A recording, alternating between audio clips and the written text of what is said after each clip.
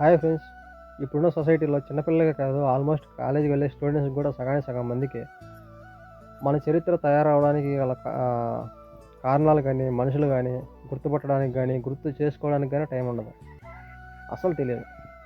Suppose Sardar Vallabhbhai Patel, Jhansi Lakshmibai, రాణి రుద్రమదేవి, టంగుటూరి ప్రకాశం పంతులు, రవీంద్రనాథ్ ఠాగూర్, సర్వేపల్లి రాధాకృష్ణన్ ఇలా చాలామంది ఉన్నారు. వాళ్ళ గురించి అస్సలు తెలవదు. కొందరికైతే వాళ్ళ ఫోటోలు చూపించినా కూడా గుర్తుపట్టరు. ఈ భగత్ సింగ్ చాలామంది ఉన్నారు. మన దేశం కోసం ప్రాణాలు విడిచి మన చరిత్ర తయారవ్వడానికి చాలామంది కృషి చేశారు.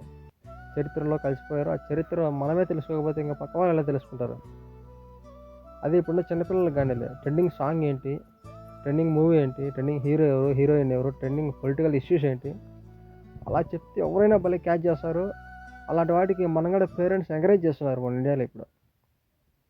మన చరిత్ర గురించి మనమే మన పిల్లలకి చెప్పకపోతే ఇక పక్క వాళ్ళు ఏం తెలుసుకుంటారు? మన గురించి మనకే తెలియనప్పుడు ఇంకా పక్క వాళ్ళకి ఏం తెలుస్తుంది?